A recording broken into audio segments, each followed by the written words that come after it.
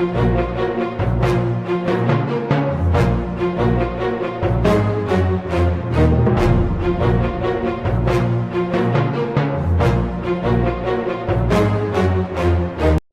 time we left off, we were on the Eastern Front. So Travis starts pushing in with the 7th and 3rd Army into Poland. They sustain heavy casualties, but Travis orders them to keep going. The Soviets were caught off guard. So they were undersupplied and they weren't ready for the summer. Finally, the Germans break through the Stalin's defense. They break through in the south and their panzers lead the massive charge into the Soviet Union. They focus in the north and the south, trying to cut off some of the Soviet troops. They keep advancing. They won't follow orders to stop. Erwin Montefalken, the leader of the panzers, is worried. Now, Andrew Sacco attempted a pincer move through Estonia. They cut off 1 million Soviet troops from their supply line.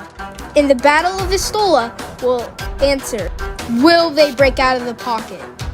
Erwin Montefalken attempts the pincer move. The Soviets fought bravely, but the Germans ordered a charge. The Germans were hit a lot, but the Soviets also got hit. Then, General Andy ordered a charge, but they were defeated. Erwin Montefalken is successful with the spearhead, and they encircle most of the Soviet forces. They push out the Soviets in Estonia, in the northern front, and mostly from the Balkans, and the Baltics are over.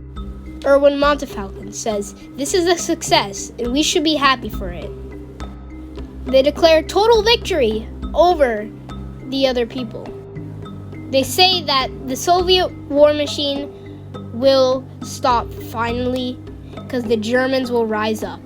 The Germans start a landing of Vistula and the Vistula Islands. They are successful. Over in France, General Techno Riker 70 starts pushing out the British forces from France. He is ordered to push them back into the English Channel and have a total disaster at Cherbourg. Techno Riker pushes with all might. He is swift and ready for any counterattack from the British. German forces pushes in and attempts a breakout move. They encircle part of the British forces.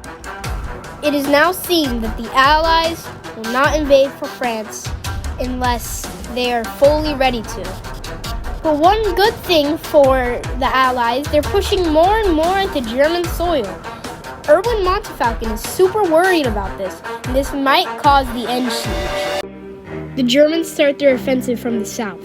They take rapid lands and approach the Kiev River. Their goal is to take Crimea and take most of Ukraine too. They take rapid lands and they cut off some of the Soviet troops. The Soviets are overwhelmed from these attacks, so they usually fall back from the river. But the river is broken because of many bridges. The Germans approach the Dnieper River. Erwin Montefalken is getting ready for the defense of Crimea. Germany keeps on pushing and pushing into Russia. More and more losses. The Germans start the Crimean offensive. Most Russian troops are conscripts and just weak men for the army.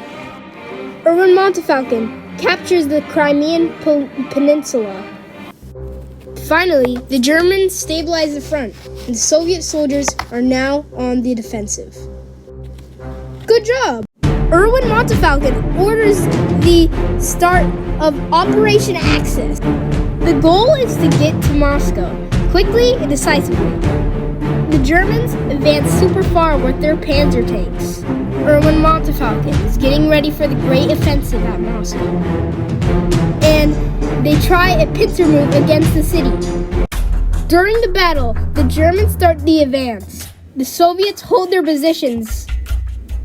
The Soviet equipment is much better and upgraded from the German equipment. The Germans start falling back to their positions, and they are eventually destroyed. Stalin orders Operation Uranus on the German forces, and they push back from Moscow. The Soviets gain huge morale, while the Germans start losing their morale. The Germans lose hope, and they abandon Moscow. Over in the north, Travis starts the offensive at Leningrad. Leningrad is eventually cut off by German forces, and a brutal siege starts, which makes many civilian and military people die of starvation. It is a very sad day for the Soviet Union. Since the Germans didn't win in Moscow, they were ready to start pushing back the British and start their offensive in the south. But that will be in part 6. Sorry.